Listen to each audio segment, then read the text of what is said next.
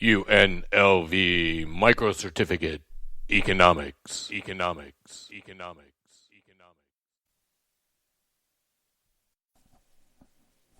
Okay, so where we are is talking about the gold standard versus bimetallism. Remember that America started out using a system called bimetallism, gold and silver both, and then in the late 1800s we switch over to the gold standard.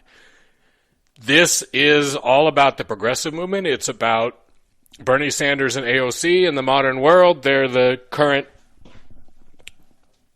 progressive team, if you will, at least the most obvious, Elizabeth Warren too.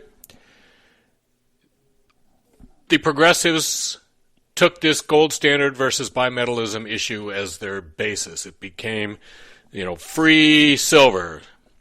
It's a big deal. There's a movie about it, which you probably have seen, but you don't realize that it's a movie about the gold standard versus bimetallism.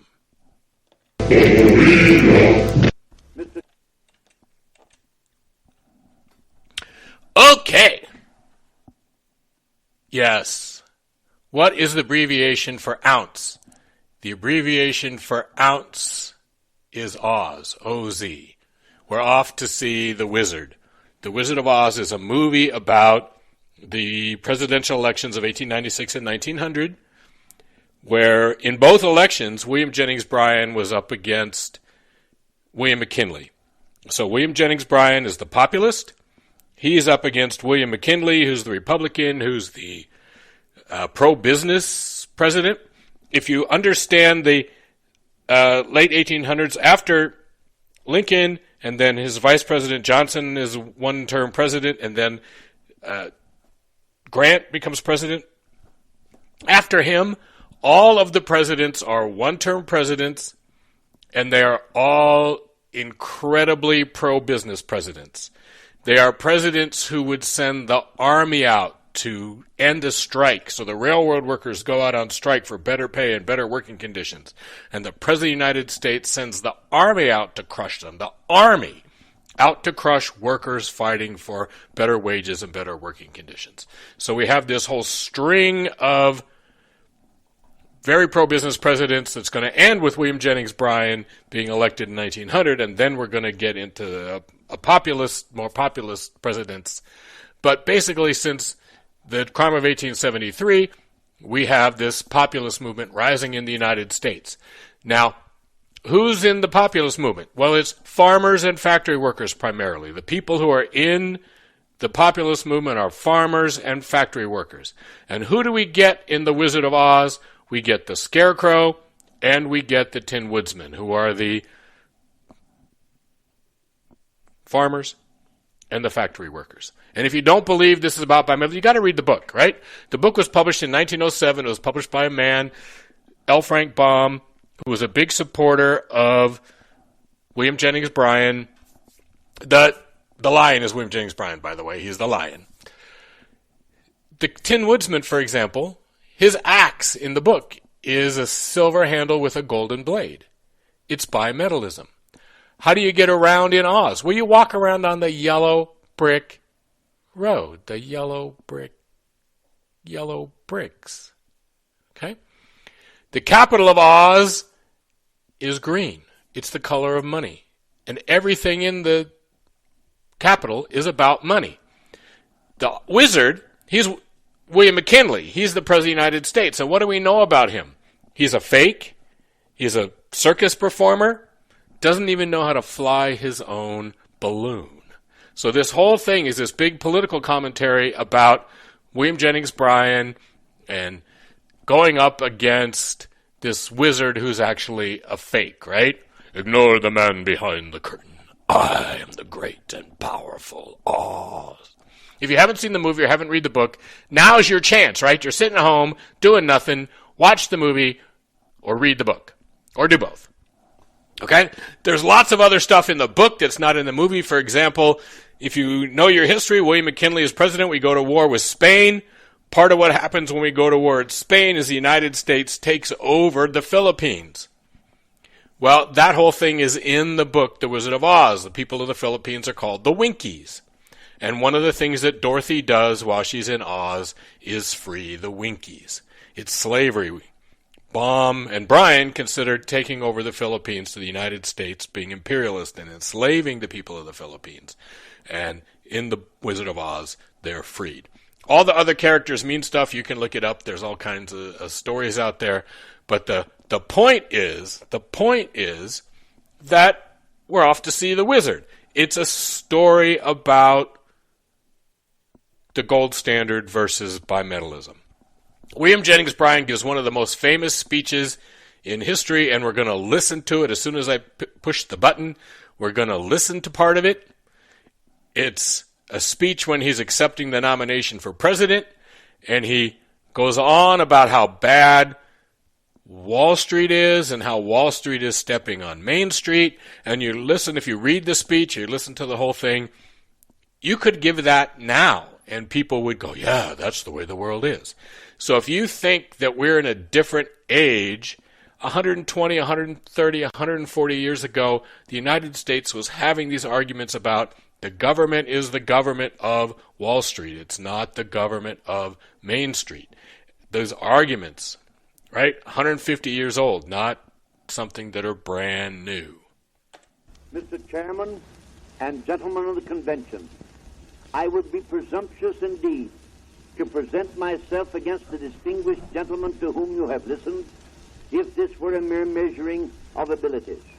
But this is not a contest between persons. The humblest citizen in all the land, when clad in the arm of a righteous cause, is stronger than all the hosts of error. I come to speak to you in defense of a cause as holy as the cause of liberty, the cause of humanity. Mr. Carlyle said in 1878 that this was a struggle between the idle holders of idle capital and the struggling masses who produce the wealth and pay the taxes of the country. They tell us that the great cities are in favor of the gold standard. We reply that the great cities rest upon our broad and fertile prairies. Burn down your cities and leave our farms, and your cities will spring up again as if by magic. But destroy our farms, and the grass will grow in the streets of every city of the country. We care not upon what line the battle is fought. If they say bimetallism is good, but that we cannot have it until other nations help us, we reply that instead of having a gold standard, because England has, we will restore bimetallism, and then let England have bimetallism because the United States has.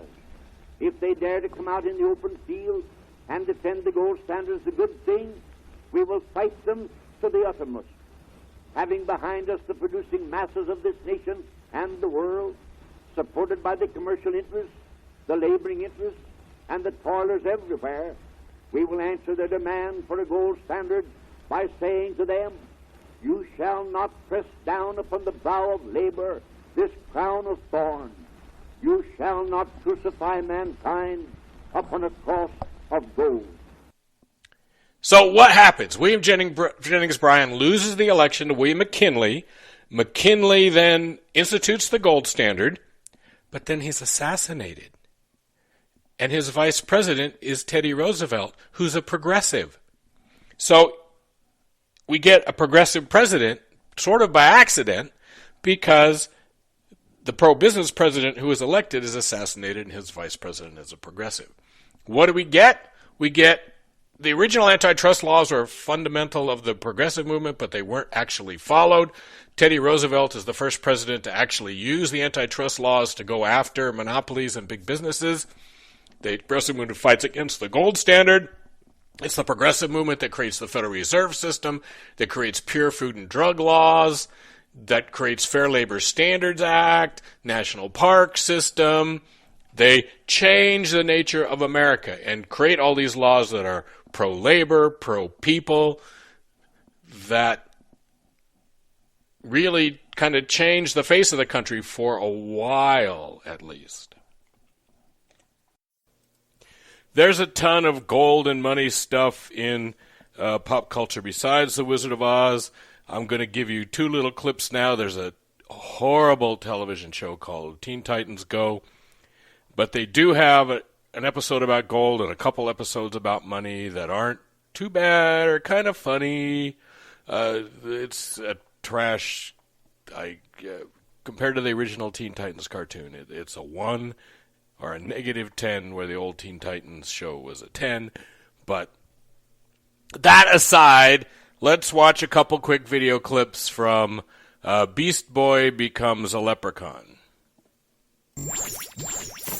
I wonder why they have this such intense love of the yellow metal. I bet it's because gold is used to determine the value of all money. You're thinking of the gold standard, a fixed exchange rate regime in which the official exchange rate is tied to the price of gold. We haven't been on the gold standard for decades.